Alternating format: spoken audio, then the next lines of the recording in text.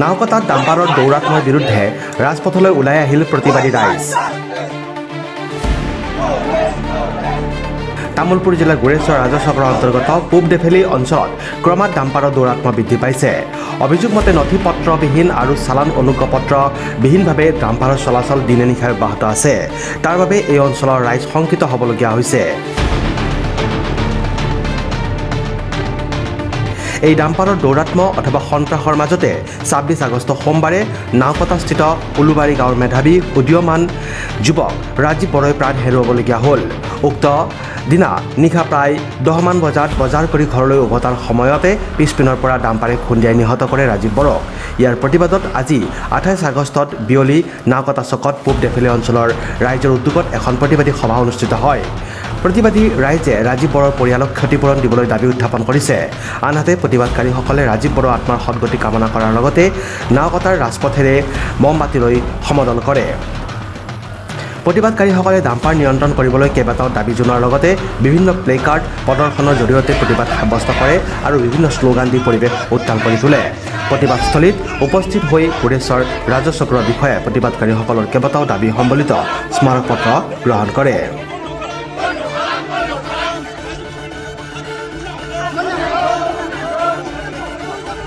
ৰাজীৱ বড়ো বুলি উলুবাৰী এজন ল'ৰাই ইয়াৰ এইটো লৈ আমি প্ৰতিবাদ কাৰ্যসূচী লৈছোঁ।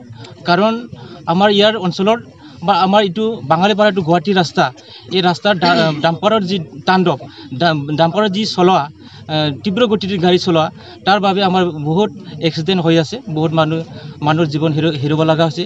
ইয়াৰ কাৰণে আমি আজি প্ৰতিবাদ যোগেদি আমি সুখিয়ানি দিব বিচাৰিছোঁ।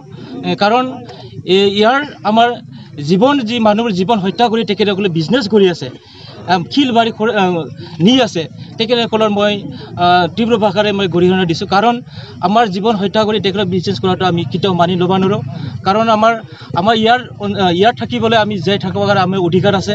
আমাৰ এইখিনি ৰাস্তাত ইমান যে সৰু ৰাস্তা, এই ৰাস্তাতে তেখেতলোকে যেনেকুৱা গাড়ী চলায়, মাদক দ্ৰব্য মদ ভাং খাই তেখেতে গাড়ী চলায়, সৰু সৰু ল'ৰাবিলাকে তাৰমানে লাইচেঞ্চ নাথাকা ল'ৰাবিলাকে গাড়ী চলায়, এইবিলাক নিজৰ কেনেকুৱা চলায় এইটো গম নাপায়। তেখেতসকলে এনে মেচুৰ হোৱা নাই, এইবিলাক ল'ৰাবিলাকে ড্ৰাইভাৰ চলায়, কিছুমানে লাইচেঞ্চ নাই, এইবিলাকে চলাইখিনি তেখেতসকলে বেলেগৰ মানে কি বুলি কয় বেলেগৰ জীৱন তেখেতসকলে নাচোৱাকৈ গাড়ী চলায়।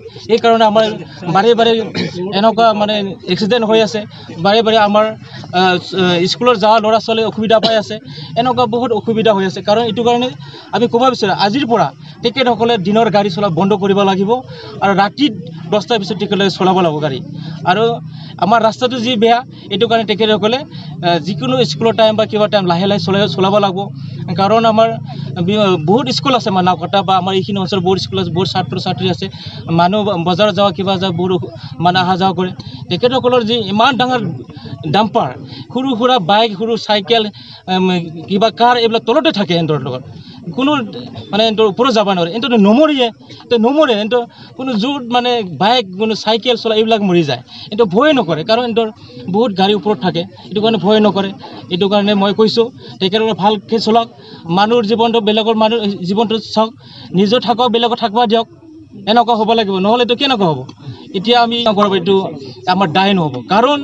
কাৰণ এজন মানুহ হত্যা কৰা মানুহ মৰাৰ পিছত গাড়ী ভাঙাৰ তেখেতসকলে আপত্তি কৰিব নালাগিব কিন্তু। কাৰণ আমি এজন মানুহ হেৰাব লগা আছে, ধৰি লওক এজন মানুহ হেৰাব লগা হ'লে আমি গাড়ী ভাঙিবই, কিবা এটা আমি কৰিমেই। আমি এটা মানুহ মৰিলে তেখেতসকলে মই কৈছোঁ আজিৰ পৰা তেখেতলোকে ভালকৈ চলাওক আৰু বেলেগৰ হত্যা কৰি আমি বিজনেছ কৰাটো আমি আমাৰ নাওকটাৰ যি মাজমজিয়াত এই প্ৰতিবাদী কাৰ্যসূচী ৰূপায়ণ কৰা হৈছে। এই প্ৰতিবাদী কাৰ্যসূচীৰ এটাই কাৰণ, যোৱা সোমবাৰ ২৬ তাৰিখে যি ঘটনা সংঘটিত হৈছে, ডাম্পাৰৰ দৌৰাত্মৰ কাৰণে আমাৰ অতি কম বয়সীয়া বিকম কৰি থকা ল'ৰা এজনৰ মানে মৃত্যু হৈছে ডাম্পাৰৰ খুন্দাত। গতিকে এইটো এটা আমি ৰাইজে সহজভাৱে ল'ব পৰা নাই।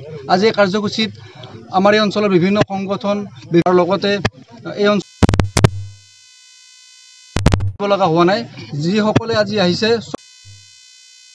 সন্তুষ্ট হৈ গৈছে মানে ডাম্পাৰৰ দৌৰাত্মৰ কাৰণে। গতিকে ডাম্পাৰসমূহ নাকি লগাব লাগে, কাৰণ এই ডাম্পাৰসমূহ যিবিলাক ড্ৰাইভাৰে চলায়, এই ড্ৰাইভাৰবিলাক অতি কম বয়সীয়া ল'ৰা, তেওঁলোকৰ ড্ৰাইভিং লাইচেন্স নাথাকে আৰু কিছুমান এই ডাম্পাৰ চালকে মদ্যপান কৰি গাড়ী চলায় তাৰ ফলত এনে ধৰণৰ ঘটনা সংঘটিত হৈছে আমাৰ এই অঞ্চলত এনেকুৱা ঘটনা এই নতুন নহয় আগতেও হৈছিল কিন্তু যিবিলাক বিভাগ আছে এই বিভাগবিলাক ব্যৰ্থ হৈছে গতিকে আমি অসম জাতীয়তাবাদী যুৱ ছাত্ৰ পৰিষদে এটা কথা জনাম আমাৰ আজি ইয়াত উপস্থিত হৈছিল আমি মেমৰেণ্ডাম দিলোঁ আমাৰ SDC মহোদয় আহিছিল এই গোৰেশ্বৰ ৰাজচক্ৰৰ বিষয়া আৰু এই আমাৰ খোৱাকপুৰ আউটপোষ্টৰ IC মহোদয় আহিছিল গতিকে তেখেতসকলক আমি মেমৰেণ্ডাম দিলোঁ আমি এটা বিচাৰিছোঁ আমি চৰকাৰৰ পৰা বা বিভাগৰ পৰা আমাৰ এই অঞ্চলত যিটো ৰাস্তা আছে বাইহাটা চাৰিআলি ৰামগাঁও নাগৰিজুলি পথ এই নাগৰিজুলি বাইহাটা চাৰিআলি নাগৰিজুলি পথটো টুলেনযুক্ত ৰাস্তা বনাব লাগে কাৰণ এই ৰাস্তাত যিটো ঠেক এই ঠেকৰ কাৰণে আমাৰ এনেকুৱা ঘটনা সংঘটিত হৈছে আৰু যিবিলাক ডাম্পাৰ আছে বা যিবিলাক গাড়ী আছে এই গাড়ীবিলাক এই অঞ্চলত